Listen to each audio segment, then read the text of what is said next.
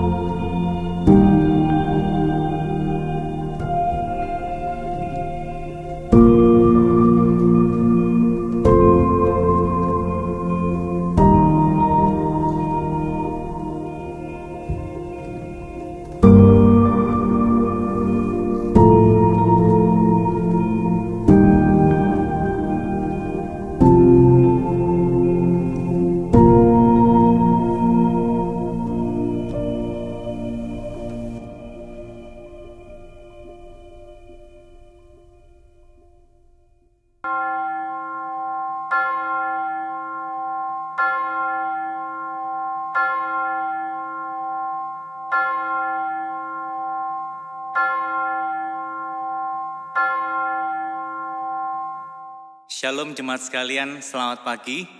Allah telah mengundang kita untuk datang dan beribadah kepadanya. Mari setiap kita datang, kita bangkit berdiri, kita menghadapi tahta kemuliaan Tuhan. Di hadapan tahta Allah yang kudus itu, mari kita berdiam, kita berteduh di hadapan.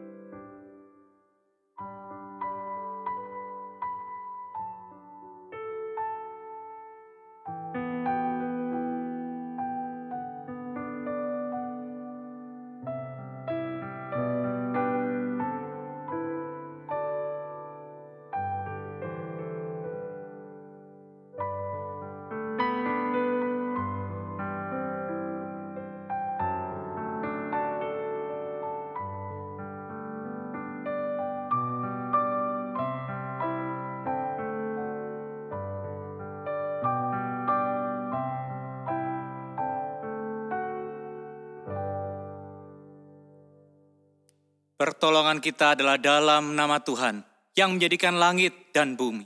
Turunlah atas kita sekalian damai sejahtera dari Allah Bapa, Putra, dan Roh Kudus. Amin.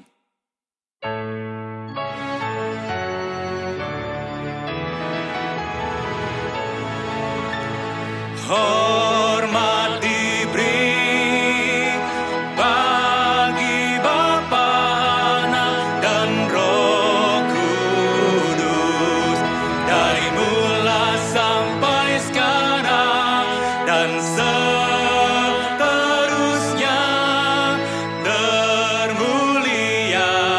Amin, amin.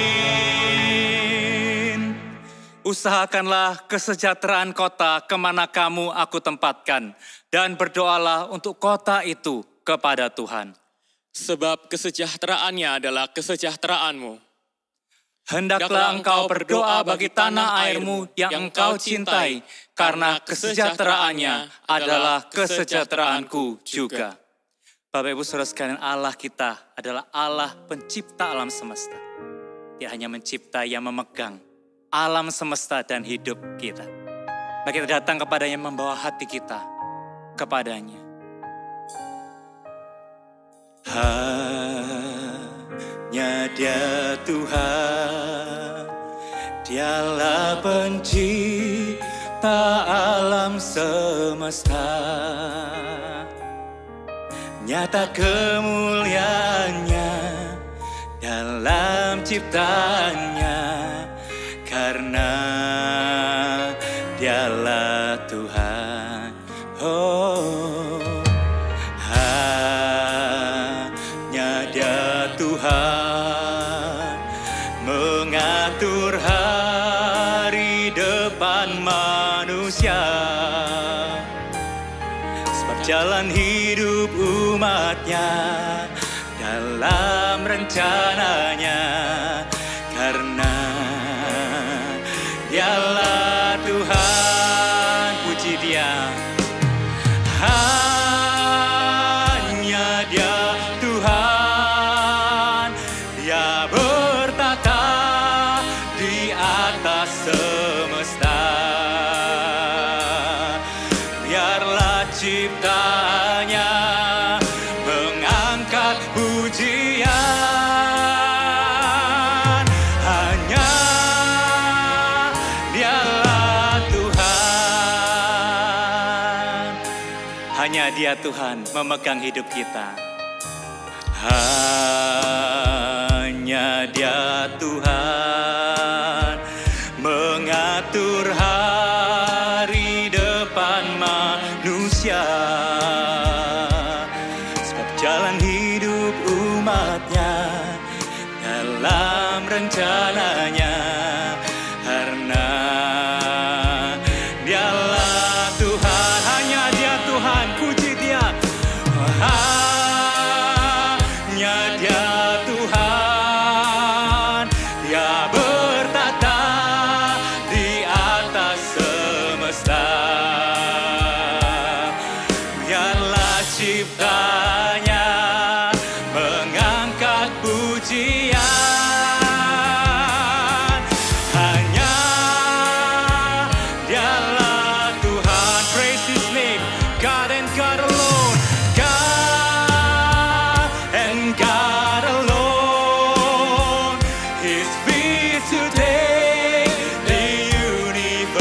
Jesus' throne. Let everything that lives reserve it to us praise. For God and God alone. Let everything that lives, let everything that lives reserve it to us praise. For God and God alone.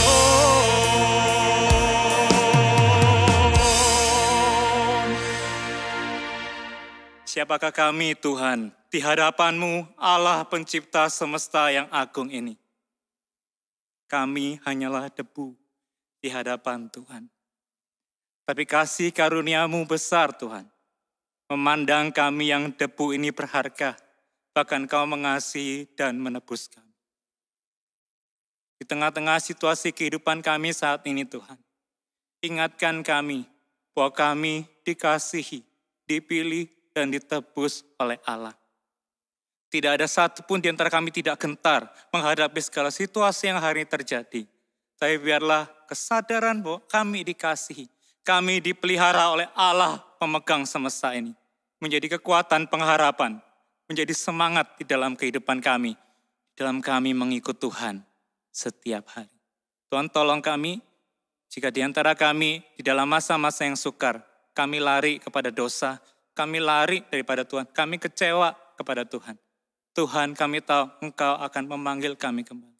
Engkau mengundang kami, Engkau mencari dan menangkap kami lagi dan lagi. Terima kasih untuk kasih-Mu yang tidak bersyarat dan tak pernah berkesudahan bagi setiap kami. Kami mohon Tuhan, setiap dosa dan salah kami yang kami lakukan setiap hari, yang kami lakukan di tengah-tengah masa yang sukar ini, Tuhan boleh mengampuninya, Tuhan boleh menyucikan diri kami. Maka dalam ibadah pada pagi hari ini, kami dilayakkan hanya oleh anugerah Tuhan untuk memandang wajah-Mu, untuk mendengar suara-Mu, untuk diubahkan oleh kuasa-Mu yang tidak terbatas. Ini setiap kami Tuhan, suci kuduskan, biar ibadah ini menjadi kemuliaan hanya bagi nama Tuhan. Hanya di dalam dan demi nama Yesus, kami berdoa dan kami memulaikan ibadah ini. Amin. Berita anugerah bagi setiap kita terambil dari Mazmur 32 ayat yang kelima. Dosaku kuberitahukan kepadamu dan kesalahanku tidaklah kusembunyikan. Aku berkata, aku akan mengaku kepada Tuhan pelanggaran-pelanggaranku dan Engkau mengampuni kesalahan karena dosaku. Setiap kita yang datang dalam penyesalan akan dosa, Tuhan mengampuni setiap kita. Silakan duduk Bapak Ibu Saudara sekalian. Allah telah menebus dan membaharui kita, memberi kita hidup yang baru, hidup bagi kemuliaannya, menjadi saksinya. Mari kita memuji Tuhan dengan segenap hati, bangkit bagi Yesus. Hai bangkit bagi Yesus, pahlawan salibnya. Kibarkan panji raja, tegak mengangkatnya. Bala tentara Tuhan pastikan menanglah. Mengalahkan semua musuh dipimpin olehnya. Tuhan akan memimpin kita, mari kita bangkit bagi Dia. Hai bangkit bagi Yesus, ikutlah perintahnya. Nafirikan berbunyi, maju tak mundurlah. Meski banyaknya musuh, tak perlu kau takut. Meski ada bahaya, tetap kau kuatlah. Megahkan Tuhan, bangkit bagi Dia. Hai bangkit bagi Yesus, tak lama berperang. Umat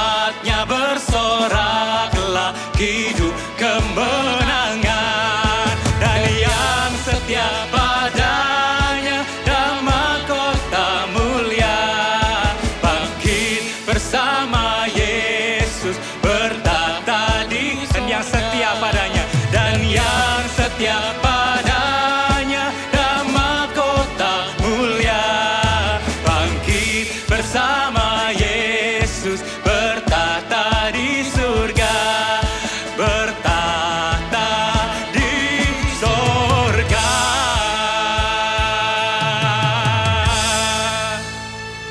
Bersama Dia ada kemenangan, bukan hanya atas setiap pergumulan dan kesulitan kita, tapi kemenangan kekal yang Tuhan sediakan. Bila tengah-tengah pengharapan itu, kita datang mencari Tuhan kita. Tengah segala kehidupan kita hari ini, mari kita datang mencari Tuhan. Berdoa, berseru kepadanya. Karena engkau dan saya memerlukan Dia. Kemanakah kami mencari kasih sejati? Kemanakah kami berseru saat badai datang menderu? Yang kami tahu hanya Kau yang mampu pulihkan segala sesuatu. Kami perlukan keajaiban-Mu, kami butuhkan sentuhan tangan-Mu. Kami tak dapat jalan sendiri, benar Tuhan, kami perlu Kau Tuhan. Mari kita datang berseru hanya padanya. Kemanakah kami mencari kasih sejati? Kemanakah kami berseru saat badai datang menderu? Yang kami tahu hanya Kau yang mampu, benar Tuhan, pulihkan segala sesuatu. Kami perlukan keajaiban-Mu, kami butuhkan sentuhan tangan-Mu.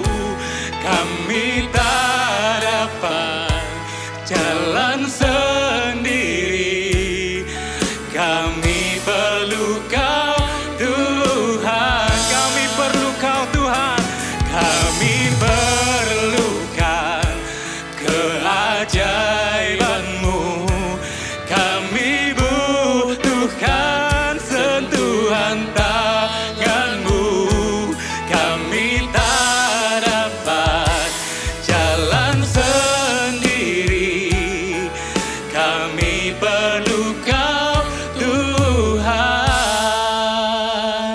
Kami tak dapat jalan sendiri, kami perlu Kau Tuhan.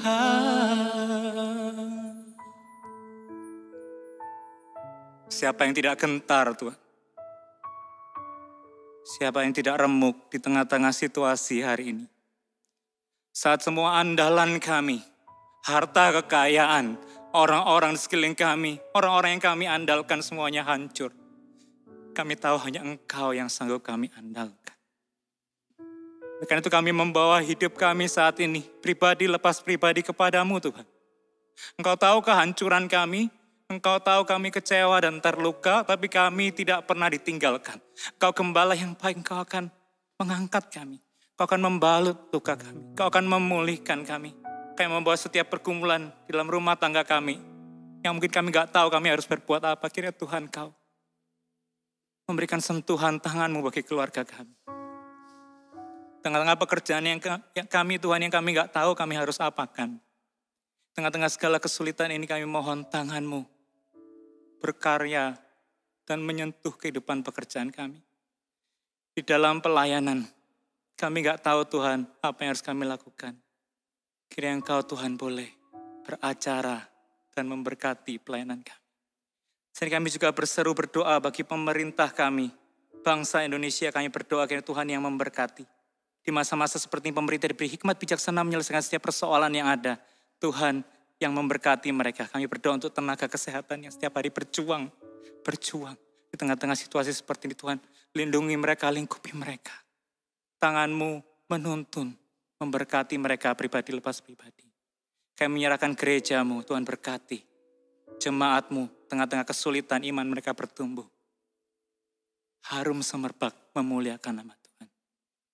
Ini seru doa kami Tuhan. Ini seru doa kami. Dan kami membawa seluruh doa dan permohonan kami dalam doa yang Tuhan ajarkan.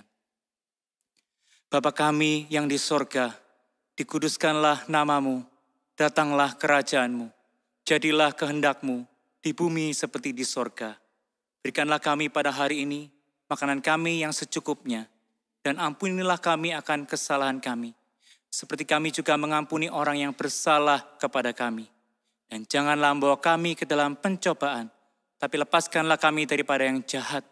Karena Engkaulah yang mempunyai kerajaan dan kuasa dan kemuliaan sampai selama-lamanya. Amin. Saya mengundang jemaat sekalian untuk bangkit berdiri. Bersama dengan gereja di segala abad dan tempat, mari kita mengikrarkan pengakuan iman kita menurut pengakuan iman rasuli. Aku percaya kepada Allah, Bapa yang Maha Kuasa, Khalik langit dan bumi, dan kepada Yesus Kristus, anaknya yang tunggal Tuhan kita, yang dikandung dari Roh Kudus, lahir dari anak darah Maria, yang menderita sengsara di bawah pemerintah Pontius Pilatus, disalibkan, mati dan dikuburkan, turun ke dalam kerajaan maut. Pada hari yang ketiga, bangkit pula dari antara orang mati, naik ke surga, duduk di sebelah kanan Allah, Bapa yang Maha Kuasa. Dan dari sana Ia akan datang untuk menghakimi orang yang hidup dan yang mati. Aku percaya kepada Roh Kudus, gereja yang kudus dan am, persekutuan orang kudus, pengampunan dosa, kebangkitan tubuh, dan hidup yang kekal. Amin. Jemaat dipersilakan untuk duduk. Tuhan memanggil kita menjadi saksinya bagi bangsa kita. Mari kita bersama-sama rindu agar banyak jiwa boleh dimenangkan bagi kemuliaan Tuhan. Orang yang belum mengenal Tuhan di sekitar kita, mari kita menjadi saksinya. Bahwa Indonesia bagi kemuliaan Tuhan. Yesuslah Tuhan yang layak ditinggikan, layak disembah oleh suku-suku bangsa. Dengan darah-Mu Kau telah tebus dosaku. Genapi Tuhan firman-Mu atas negeriku. Hatiku rindu melihat kemuliaan-Mu. Hatiku rindu melihat curahan kuasa-Mu di tanah tercinta, negeriku Indonesia. Ku berdoa Indonesia, penuh kemuliaan-Mu Indonesia, bagi kemuliaan-Mu. Biar pujian ini menjadi doa kita. Yesus Tuhan, Kau ditinggikan. Yesuslah Tuhan yang layak ditinggikan. Benar Tuhan, layak disembah oleh suku-suku bangsa. Dengan darah-Mu Kau telah tebus dosaku. Genapi Tuhan firman-Mu atas negeri. Hati kami rindu Tuhan, hatiku rindu melihat kemuliaan-Mu. Hatiku rindu melihat curahan kuasa-Mu di tanah tercinta, negeriku Indonesia. Ini doa kami Tuhan, ku berdoa Indonesia penuh kemuliaan-Mu, Indonesia bagi kemuliaan-Mu. Ya Allahku, nyatakan kemuliaan-Mu. Ya Allahku, nyatakan curahan kuasa ya Tuhan di tanah tercinta, negeriku Indonesia. Ku berdoa Indonesia penuh kemuliaan-Mu, Indonesia bagi kemuliaan-Mu.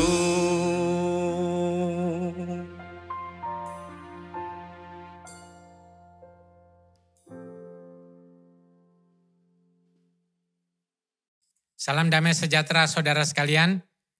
Kita berjemaat hari ini melalui kebaktian online dengan sebuah tema, Dialah yang kuberitakan kepadamu. Mari kita berdoa. Tuhan di dalam sorga, kami berterima kasih buat hari ini. Kami diberikan kesempatan oleh Tuhan untuk beribadah, untuk belajar lagi daripada firman-Mu. Kiranya setiap jemaat-Mu yang sungguh-sungguh mengikutinya boleh memperoleh berkat melalui ibadah ini, terutama melalui firman-Mu ini, supaya kami semua memperoleh dampak, dikuatkan, diberikan hikmat, dan dimampukan untuk melakukan firman Tuhan ini. Demi nama firman yang hidup Tuhan Yesus Kristus kami berdoa. Amin. Jemaat sekalian, di dalam kekristenan ada pembelajaran yang namanya wahyu umum dan wahyu khusus. Apa itu wahyu umum? Wahyu umum adalah sesuatu yang bisa dipakai untuk menjadi jembatan orang mengenal wahyu khusus. Wahyu khusus itu siapa? Wahyu khusus itulah Tuhan Yesus Kristus, Juru Selamat kita. Jadi wahyu umum adalah kebenaran-kebenaran atau filosofi atau nilai-nilai yang dianut oleh seseorang dari kebudayaan tertentu yang dimana kita bisa memanfaatkannya untuk sebagai jembatan memperkenalkan wahyu khusus. Dan Tuhan ingin menyelamatkan seluruh dunia ini, itu sebabnya dalam setiap kebudayaan selalu saja kita dapat jumpai yang disebut wahyu umum. Tujuannya adalah tentu supaya orang-orang dari kebudayaan tersebut itu bisa mengenal Tuhan Yesus Kristus, wahyu khusus itu. Saudara sekalian, bertahun-tahun mencintai negeri China dan melayani misi dan terlibat misi, bahkan tinggal di negeri China beberapa tahun, kami menemukan ada banyak wahyu umum yang dimiliki oleh orang-orang Tiongkok, khususnya yang tinggal di sana. Kalau kita orang Tionghoa yang ada di Indonesia, kita tentu mengenal kata cantik itu berasal dari kata Mei, ya.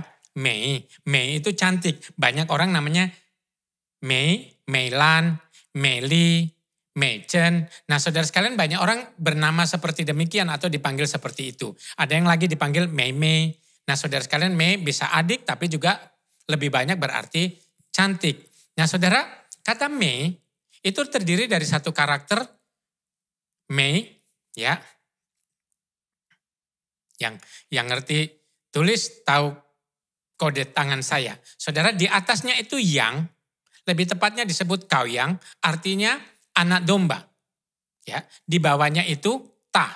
Jadi siapa yang membesarkan anak domba itu hidupnya Mei. Jadi itu yang dianut oleh orang-orang Tiongkok yang pertama kali mengarang kata cantik, beautiful itu dengan huruf seperti demikian, Meili.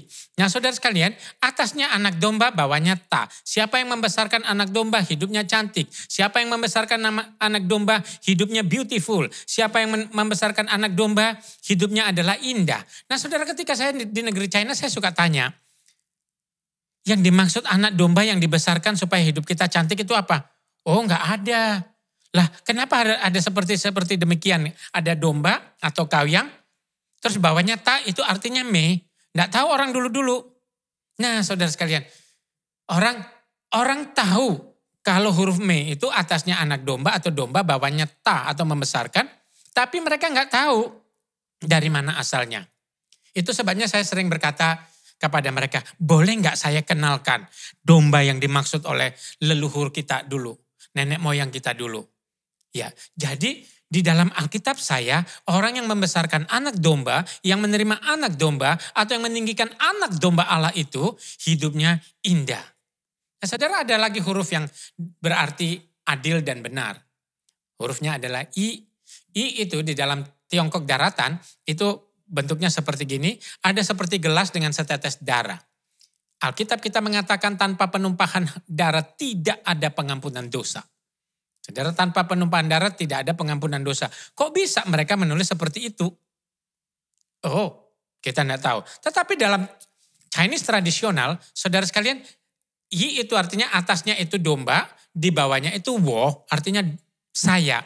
Jadi kalau kita membaca belajar saudara, maka di atas itu anak domba atau domba, bawah itu saya. Jadi kalau saya menundukkan diri di bawah anak domba itu, maka hidup saya dibenarkan dan dianggap menerima keadilan.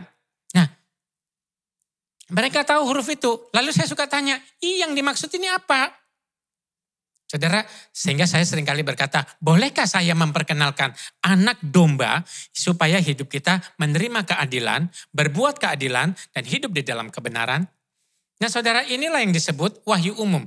Ada 200 lebih karakter Chinese yang bisa dipakai sebagai wahyu umum untuk memberitakan wahyu khusus Tuhan Yesus Kristus. Nah saudara, kalau kita menelusuri sejarah Tiongkok, kemungkinan besar memang orang-orang Tiongkok itu memiliki satu filosofi bahwa mereka percaya ada Tuhan. Abad 3000 tahun sebelum Masehi sampai 1000 tahun sebelum Masehi, saudara sekalian, di situ orang-orang Tiongkok hidup monoteis atau percaya ada Allah yang satu itu. Terbukti saudara, kata Sangti ditemukan pada 2200 tahun sebelum Masehi, itu hurufnya seperti salib dan baru sekarang itu menamakan diri Sangti. Sangti itu artinya ti itu raja dan sang itu yang di atas. Jadi yang di atas raja itulah Tuhan.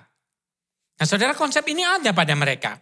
Dan memang ternyata bangsa Tiongkok itu monoteis. Itu sebabnya kenapa banyak hal berkaitan dengan Tuhan. Misalnya saudara, orang Tionghoa Indonesia paling suka hoki, untung, beruntung. Itu kan huruf fu, itu sebelahnya itu sencebang yang berkaitan firman Tuhan. Dan kanannya itu disebut ikotian, adalah seseorang dengan seluruh yang ada padanya. Itu berkaitan dengan Tuhan. Nah, 1000 tahun sebelum Masehi sampai 1949, saudara, orang-orang Tiongkok mulai masuk pada era politeis, percaya ada banyak sekali Tuhan. Nah saudara, selain Yunani yang memiliki banyak Tuhan dan bangsa-bangsa sekitar India, Nepal yang memiliki banyak Tuhan, Tiongkok adalah salah satu negara dengan Tuhannya banyak. Konsep ilah yang banyak. Ada dewa pintu, ada dewa babi, Cupatkai, ada dewa kera, Sun Gokong. Nah saudara sekalian, ada banyak saudara, semua bisa jadi dewa. Karena mereka percaya politeis. Tetapi pada 1949, bangsa Tiongkok mulai memasuki era yang namanya ateis. Tidak percaya ada Tuhan. Nah itu sebabnya boleh dimengerti bahwa banyak wahyu umum itu lahir pada waktu China masuk era monoteis. Nah saudara sekalian, pada waktu itu Paulus pergi jalan-jalan ke Athena. Ayat 16, pasal 17 ayat 16 dikatakan, sementara Paulus menantikan mereka di Athena sangat sedih hatinya karena ia melihat bahwa kota itu penuh dengan patung-patung berhala. Saudara, ketika memasuki satu kota Athena, Paulus langsung sedih. Mengapa orang-orang di sini menyembah berhala-berhala? Ya, Paulus punya beban. Saudara, punyakah kita kepekaan ketika kita memasuki pulau tertentu, daerah tertentu dengan satu penyembahan-penyembahan berhala? Adakah hati kita digerakkan oleh Roh Kudus Tuhan supaya kita bertanya, mungkinkah saya bisa dipakai oleh Tuhan? Nah, saudara, Paulus memasuki Athena, lalu ayat 23 dikatakan, pasal 17 ayat 23, sebab ketika aku berjalan-jalan di kotamu, aku melihat-lihat barang-barang pujaanmu, aku menjumpai juga sebuah mezbah dengan tulisan kepada Allah yang tidak dikenal. Apa yang kamu kenal, kamu sembah tanpa mengenalnya, itulah yang kuberitakan kepadamu. Saudara, ada konsep di situ, di mana orang-orang Yunani menyembah dewa-dewa. Kita perlu mengerti ada 3 filosofi yang mempengaruhi orang-orang Yunani. Satu, orang-orang Yunani percaya kepada dewa-dewa. Itu sebabnya ada banyak dewa disembah. Dan salah satu dewa yang disembah adalah Allah yang tidak dikenal. Yang disebut agnostos theos. Ya, nanti kita pelajarin lebih lanjut. Itu sebabnya mereka menyembah dewa yang tidak dikenal itu. Ya, memberikan yang terbaik untuk dewa yang tidak dikenal, ya. Semua diberikan walaupun mereka tidak mengenalnya. Kedua, filosofi yang mempengaruhi orang Yunani adalah filsafat Epikuros. Ayat 18 dikatakan, dan juga beberapa ahli pikir dari golongan Epikuros. Nah, saudara, Epikuros itu memiliki filosofi, hikmat hidup yang paling bernilai adalah kemampuan untuk hidup penuh dengan kenikmatan. Banyak orang salah mengerti, dipikir Epikuros hanya berdasarkan hura-hura dan nikmat saja. Tapi perhatikan ajaran Epikuros sejatinya. Hikmat hidup paling bernilai adalah kemampuan untuk mendapatkan kenikmatan. Dan kenikmatan itu hanya bisa dialami jika terbiasa menahan diri dan hidup dengan sederhana. Semakin sederhana kita, hidup kita akan semakin bisa menerima kenikmatan. Semakin tidak sederhana kita, maka kenikmatan itu menjauh dari hidup kita. Oh, saudara, Paulus menjumpai ahli pikir ini mempunyai moral yang sangat tinggi, filosofi hidup yang sangat mulia. Tapi sayangnya, kenapa kamu tidak mengenal Tuhan? Lalu filosofi yang ketiga adalah dikatakan filsafat Stoa. Nah, ayat 18 dikatakan dan Stoa. Jadi Epikuros dan Stoa, lalu Paulus bersoal jawab dengan mereka. Stoa itu mengajarkan penguasaan diri. Jadi orang yang mau bahagia dia harus mampu menguasai dirinya. Mengalahkan emosi dan tunduk pada akal sehat. Jadi pakai akal sehat bukan mengedepankan emosi. Dan melakukan kebajikan-kebajikan yang bersifat kepahlawanan. Tolong orang, bela orang dan sebagainya. Ini Stoa, saudara. Saudara, betapa mulianya filsafat ini.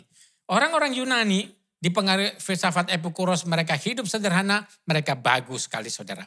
Dipengaruhi Stoa, mereka hidup dengan bagaimana menguasai diri, menahan emosi, tunduk pada akal sehat, dan bagaimana mereka melakukan sesuatu perbuatan-perbuatan heroik untuk sesama manusia. Bukankah mulia, saudara? Tapi mereka juga menyembah dewa-dewa. Nah, Paulus melihat ini. Paulus tidak membantah mereka, Paulus tidak mengatakan mereka jelek, Paulus tidak menghina pandangan mereka, tapi Paulus itu mengatakan, hei, engkau menyembah itu, menyembah siapa? Oh, kami sembah. Sembah siapa? Sembah Allah yang tidak kami kenal. Lah, Paulus langsung mengatakan, Allah yang tidak kamu kenal itulah yang ingin kuberitakan kepadamu. Dialah yang kuberitakan kepadamu. Saudara, kenapa dalam konsep Allah yang tidak dikenal, bahasa Yunaninya adalah agnotos theos, itu siapakah Allah yang tidak dikenal? Bagaimana kepribadian dan karakternya? Yang pertama, saudara, dia adalah pencipta langit dan bumi. Kedua, dia itu pelindung umat manusia. Ketiga, dia pemelihara jalannya bumi ini dan kehidupan manusia. Keempat, dia penuh dengan kebajikan. Dan kelima yang paling penting adalah dia selalu rindu menyelamatkan manusia. Nah, lalu Paulus mungkin dalam bersoal jawab mereka tidak bisa memperkenalkan siapa sesungguhnya Allah yang tidak dikenal itu. Lalu Paulus mengatakan, boleh enggak saya memberitakan agnotos theos itu yang kamu sembah dengan sepenuh hatimu, yang kamu berikan segala persembahanmu, tetapi kamu tidak mengenalnya, aku ingin memberitakannya kepadamu.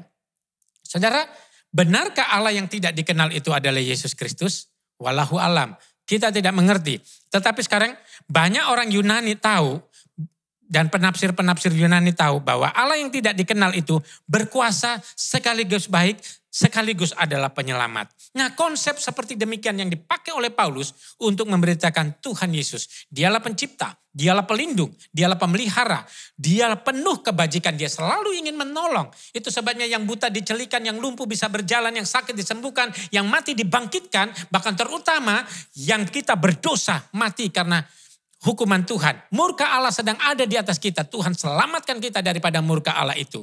Saudara, inilah karakter Tuhan Yesus. Itu sebabnya Paulus mengatakan, dia itulah, agnotos theos itulah yang ingin kuberitakan kepadamu. Saudara, dalam Kisah Rasul 17 ayat 30 dikatakan, dengan tidak memandang lagi zaman kebodohan, maka sekarang Allah memberitakan kepada manusia bahwa di mana-mana semua orang harus bertobat. Saudara sekalian, Paulus melihat mereka tidak mengenal. Oh, sayang sekali. Paulus ingin memperkenalkan Allah yang harusnya mereka kenal supaya mereka semua bisa bertobat. Saudara sekalian, apa yang harus kita mengerti, saudara? Pada waktu lalu pengenalan Allah belum sempurna. Tetapi ketika Allah datang ke dalam dunia menyatakan dirinya, sesungguhnya kita bisa mengenal Allah. Barang siapa tidak mengenal Allah, itu adalah orang yang disebut oleh Paulus bodoh. Nah, kini kita telah hidup dalam penyataan bahwa Allah itu memperkenalkan dirinya sendiri. Oleh sebab itu apa yang bisa kita pelajarin saudara? Jangan beribadah dan melayani Tuhan tanpa mengenalnya. Oh, saudara, saya jadi pendeta sudah 26 tahun. Ya. Jadi hamba Tuhan 26 tahun, melayani Tuhan 26 tahun saudara. Banyak sekali orang memberikan persembahan karena mereka kaya. Tapi mereka tidak punya pengenalan akan Tuhan. Buktinya apa saudara? Kalau mereka mengenal Tuhannya, mereka selalu rindu mencari Tuhan. Mereka selalu rindu bergaul dengan firman Tuhan. Sebaliknya jika tidak, maka apa yang dilakukan adalah kegiatan sosial. Mungkin saja kita katakan itu pelayanan karena ada di dalam gereja, tetapi itu karena ingin menyatakan sifat kita sebagai manusia yang sosial. Ada lagi orang masuk ke gereja untuk mencari keuntungan. Ada lagi orang masuk ke gereja untuk memenuhi ambisinya. Tetapi prinsipnya yang diajarkan di sini adalah jangan beribadah dan melayani tanpa mengenal Tuhan. Hosea 6 ayat 6 dikatakan saudara, sebab aku menyukai kasih setia dan bukan korban sembelihan, dan menyukai pengenalan akan Allah lebih daripada korban-korban bakaran. Saudara, Allah ingin dirinya dikenal. Allah menyatakan kita melalui firman Tuhan. Ya, sekarang banyak orang mengatakan mimpi ini, mimpi itu. Tuhan bersuara kepada dia, Tuhan berkata kepada dia. Saudara sekalian, apakah suaranya tenor, bass, sopran, atau alto? Kita tidak tahu saudara. Tetapi saudara, kalau Tuhan bersuara kepada dia, kenapa Tuhan tidak bersuara kepada saya? Tetapi saudara sekalian, Alkitab sudah menyatakan pada firman Tuhan yang tertulis ini, supaya kita bisa mengenal firman Tuhan yang hidup, yaitu Tuhan Yesus Kristus. Saudara, kenalilah Allahmu, itulah yang diminta oleh Tuhan. Makanya Hosea dikatakan, Allah menyukai pengenalan akan Allah lebih dari segala persembahan kita. Persembahan uang kita, harta kita, waktu kita, diri kita. Oh saudara, itu nomor 2. Nomor 1 Allah Tuhan ingin mengenal. Tuhan ingin kita mengenal dia. Dan barang siapa mengenal dia gak pelit sama Tuhan. Dia gak pelit untuk jadi saluran berkat Tuhan. Barang siapa mengenal Tuhan, dia akan memakai dirinya supaya melalui dirinya cinta kasih Tuhan dirasakan oleh umat dan sesamanya. Dia menolong mereka yang terluka, membalut yang luka, menyembuhkan mereka yang sakit, menopang mereka yang tertatih. Dia selalu ingin menolong dan membantu. Tetapi saudara, orang yang tidak mengenal Allah tidak akan melakukan semua itu. Nah saudara sekalian, pengenalan akan Allah itu yang paling penting. Ini pelajaran utama dari bacaan kita hari ini. Ya, segala sesuatu ritual keagamaan yang kita lakukan hari Minggu dengan segala liturgisnya. Sekarang ini hanya banyak di online karena masa-masa yang sukar di negara kita ini. Tetapi segala itu kita lakukan tidaklah berarti jika kita tidak berusaha mengenal Dia. Yang kedua saudara, selalu lihat peluang. Apakah ada wahyu umum yang bisa dijadikan jembatan? Selalu lihat peluang. Paulus ketika melihat mereka menyembah Allah itu dengan benar-benar, dengan moral yang sangat tinggi, dengan filosofi yang sangat tinggi, lalu mereka mempersembahkan sesuatu, Paulus menggunakan itu sebagai batu loncatan. Satu kali orang berkata kepada saya, Lelause, ini sepentanteren, kamu adalah orang bodoh. Saya katakan, wesen ma, kenapa? Lalu dia katakan gini, kamu ya datang tinggalkan negaramu demi Tuhanmu yang namanya Yesus Kristus. Bagaimana kalau hari ini saya mati dan kamu mati, ternyata Yesus bukan Tuhan? Nasib kita sama. Saudara, ateis, komunisme percaya habis mati lenyap semuanya. Jadi lenyap semuanya, tidak berbekas. Makanya dia katakan, bagaimana kalau hari ini saya mati dan kamu mati, percaya Yesus, dan ternyata Yesus bukan Tuhan, lenyaplah kita. Lalu saya katakan, yang kamu katakan benar. Kalau hari ini ternyata Yesus bukan Tuhan, saya dan kamu lenyap. Nasib kita sama. Kamu yang berbuat dosa, kamu yang berbuat jahat, kamu yang hidup 7-Eleven, kamu yang mencederai orang, kamu yang memanfaatkan orang, nasibmu juga lenyap. Aku yang berusaha berbuat baik, berusaha menolong orang juga lenyap. Nasibmu dan nasibku sama. Paling bedanya adalah saya berusaha tidak menyakiti sebanyak mungkin orang di dalam dunia ini, sedangkan kamu tidak peduli akan hal itu. Itu aja bedanya. Tapi nasib kita sama. Benar katamu. Wah, dia ketawa saudara. Tetapi saya berkata, tengis ya. Tapi tunggu dulu, bagaimana Kalau ternyata saya mati dan kamu mati, ternyata Yesus Tuhan, saya diselamatkan masuk surga dan kamu masuk neraka. Nasib kita jauh berbeda. Jadi mana lebih pintar? Saudara, dia bilang, nih suatu tuh ya, kamu berkata demikian benar. Saudara, jadi jembatan akhirnya orang ini mengenal, saya perkenalkan tentang Tuhan Yesus Kristus dan percaya kepada Tuhan. Jadi selalu lihat ada peluang apa. Metode penginjilan boleh kita pelajarin. Tapi banyak orang melakukan berlatih metode penginjilan, dia sendiri tidak memberitakan Injil, tidak ada jiwa dimenangkan. Masalahnya bukan metodenya yang salah. Tapi kita jangan mendewakan metode. Saudara sekalian, lihatlah selalu peluang untuk membangun jembatan. Untuk memperkenalkan Tuhan kita Yesus Kristus melalui apa yang mereka anut, apa yang mereka pegang. Yang ketiga, celakalah kita. Celakalah kita jika kita mengaku melayani Tuhan tanpa mengenalnya. Ada berapa banyak kesibukan yang Anda lakukan di dalam dunia gereja dan dunia pelayanan. Ada berapa banyak uang, harta, dan tenaga yang kita lakukan untuk melayani sosialisasi bersosial di tengah masyarakat yang memang membutuhkannya. Saudara, apakah kita pikir itu semua bisa menyelamatkan kita? Saudara, tidak. Tetapi orang yang percaya Tuhan Yesus Kristus sungguh-sungguh, dia akan melakukannya dengan segenap hati. Supaya dia menjadi terang Tuhan yang bercahaya di tengah dunia yang gelap ini. Tapi celakalah kita jika kita pikir kita melayani, tapi ternyata kita tidak berusaha mengenal Yesus Tuhan kita. Dan lebih celaka lagi jika kita mengaku mengenal Tuhan, tetapi tidak sungguh menyembah Dia. Orang-orang Yunani di Athena, dia tidak kenal Allahnya. Ada Allah yang tidak dia kenal, agnotos theos itu. Tetapi dia memberikan persembahan kepada Tuhannya. Lebih celaka kan kalau kita mengaku kita percaya kepada Tuhan, kita mengenal Tuhan. Tetapi kita tidak mempersembahkan apa-apa kepada Tuhan. Itu sebabnya saya suka berkata, orang pelit masuk neraka, saudara. Karena Yesus mengajarkan berbahagialah orang yang murah hatinya, dia akan memperoleh kemurahan. Saudara, orang yang tidak mengenal Allahnya saja mempersembahkan sesuatu, lalu mengapa kita yang mengaku percaya dan mengenal Tuhan, lalu kita tidak mempersembahkan apa-apa kepada Tuhan? Persembahkanlah pikiranmu, tenagamu, hartamu, waktumu. Saudara, semua yang ada pada kita adalah titipan Tuhan. Mari melayani Tuhan dengan apapun yang Tuhan sedang titipkan kepada kita. Saudara sekalian, prinsipnya adalah mari kita mengenal Tuhan sungguh-sungguh dan menjadikan segala sesuatu di dalam hidup kita. Kita melihat apa yang kita bisa manfaatkan sebagai jalan tengah supaya orang mengenal Tuhan Yesus yang kita sembah.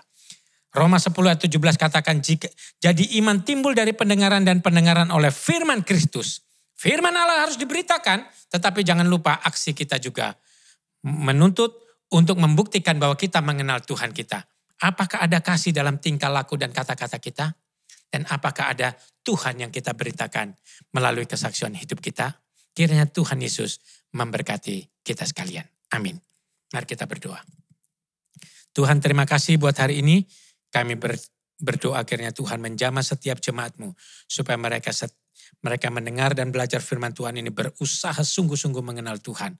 Sehingga satu saat mereka bertemu, mereka melihat apa yang bisa mereka manfaatkan, jembatan yang mereka bisa lakukan, atau wahyu umum yang mereka bisa tangkap, supaya mereka bisa berkata, dialah yang ingin kuberitakan kepadamu. Tuhan berkati, pakailah setiap jemaat-Mu, supaya melalui mereka, Tuhan dimuliakan, Tuhan dikenal. Di dalam nama Tuhan Yesus. Amin. Selamat pagi, jemaat Tuhan yang saya kasihi dalam Kristus Yesus. Pagi ini izinkan saya mewakili majelis dan hamba Tuhan GKA Gloria menyampaikan dua pengumuman yang penting. Yang pertama tentang bulan misi GKA Gloria. Sebelum terangkat ke surga, Tuhan Yesus memberikan amanat agungnya. Di dalam Matius pasal 28 ayat 19 dikatakan, karena itu pergilah, jadikanlah semua bangsa muridku, dan baptislah mereka dalam nama Bapa dan Anak dan Roh Kudus. Kemudian dalam Kisah pasal 1 ayat 8b dikatakan, dan kamu akan menjadi saksiku di Yerusalem, di seluruh Yudea dan Samaria, dan sampai ke ujung bumi. Dalam upaya mentaati amanat agung Tuhan Yesus, GKA Gloria sejak tahun 2002 sampai 2021 berarti sudah 19 tahun. Setiap tahun pada bulan Agustus kita mengadakan bulan misi. Dan dari dukungan Jemaat GKA Gloria, kita Departemen Misi telah melakukan berbagai pelayanan misi. Yang pertama yaitu pelayanan misi ke dalam. Di sini meliputi pengadaan bulan misi pada Agustus, training PI, training misi berupa Kairos, interface, seminar misi, dan lain-lain. Lalu yang kedua tentang pelayanan misi insidentil.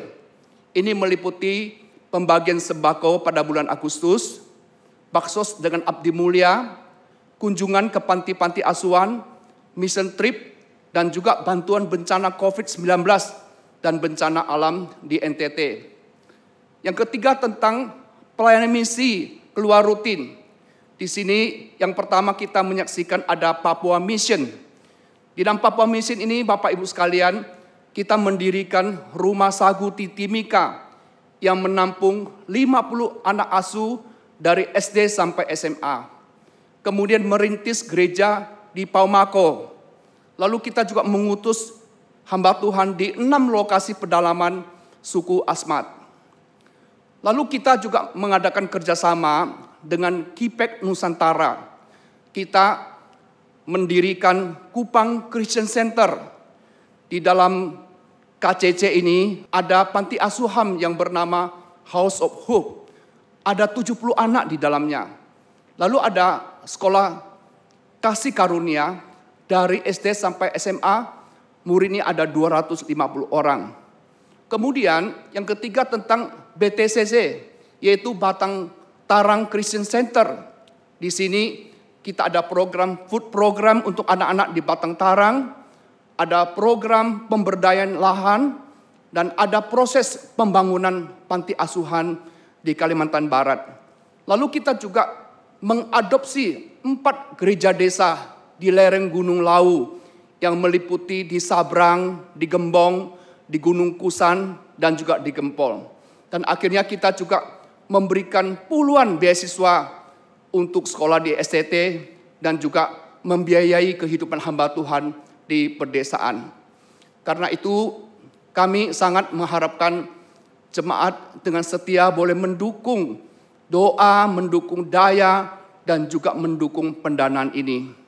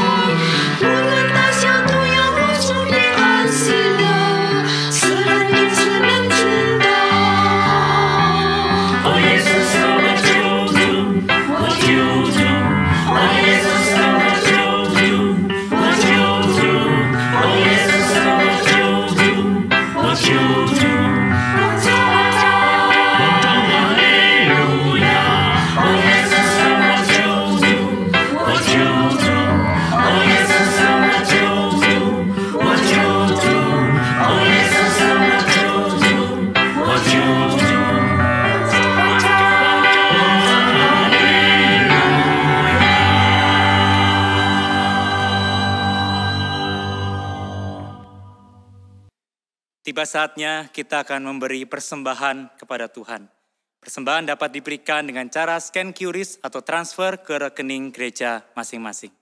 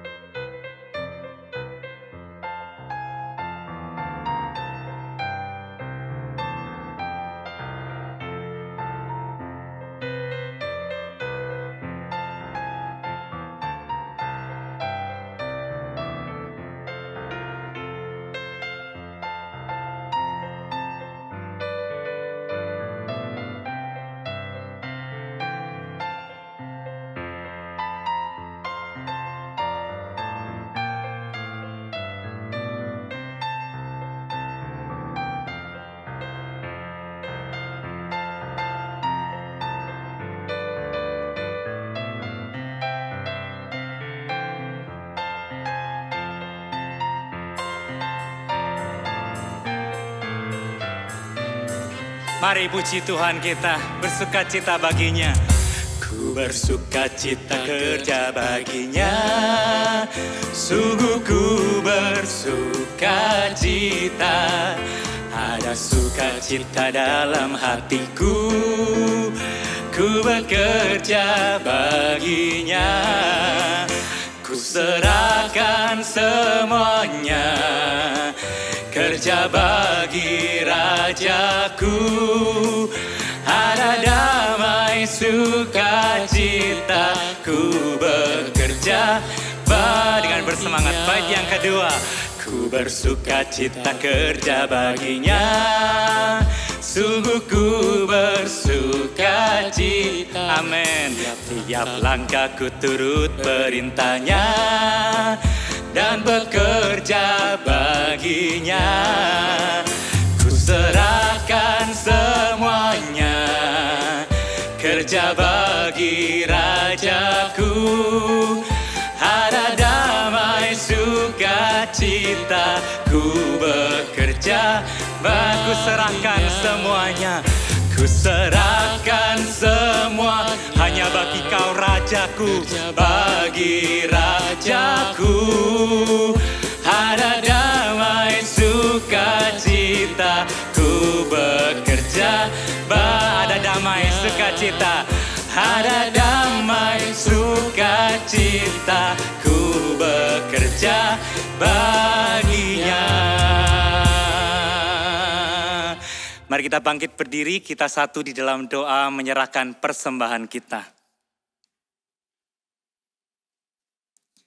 Ya Tuhan, sesungguhnya seluruh hidup kami yang seharusnya menjadi persembahan bagi Tuhan adalah suatu kehormatan bagi kami, orang-orang yang serba terbatas dan banyak jatuh dalam dosa. Untuk Tuhan libatkan di dalam pekerjaan menjadi saksi-saksi Tuhan. Kiranya Engkau Tuhan boleh terus menguduskan kami hari demi hari. Dan kami layak mempersembahkan seluruh hidup kami, menyaksikan Engkau melalui kehidupan kami dan kesaksian kami bagi orang-orang di sekeliling kami. Tapi biarlah uang yang kami bawa kepadamu ini menjadi wakil daripada seluruh komitmen kami, seluruh hidup kami yang kami abdikan hanya kepadamu, Tuhan, empunya ladang ini. Terima kasih Tuhan untuk kesempatan kami boleh memberi persembahan. Berkati persembahan ini dipakai untuk kemuliaan nama Tuhan semata. Kami berdoa, kami bersyukur, kami bersukacita di dalam nama Yesus. Amin. Bagi Dia satu-satunya Allah yang penuh hikmat oleh Yesus Kristus, segala kemuliaan sampai selama-lamanya. Amin.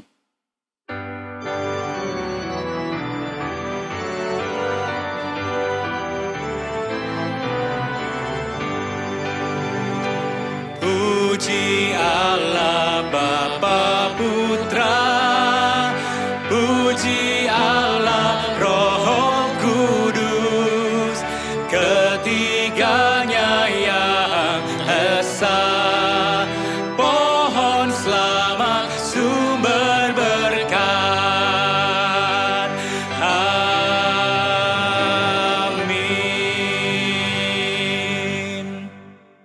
Jemaat Tuhan yang terkasih, mari kita mengarahkan hati dan pikiran kita kepada Tuhan dan menerima berkat daripadanya. Tuhan memberkati engkau dan melindungi engkau. Tuhan menyinari engkau dengan wajah-Nya dan memberikan engkau kasih karunia. Tuhan menghadapkan wajah-Nya kepada engkau dan memberikan engkau damai sejahtera mulai saat ini dan seterusnya, bahkan sampai selama-lamanya. Amin. Amin.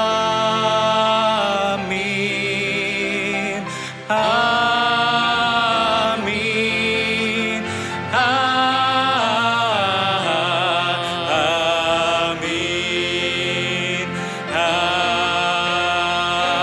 Amin. Jemaat dipersilakan untuk duduk. Demikianlah ibadah kita hari ini. Kiranya Tuhan memberkati kita senantiasa.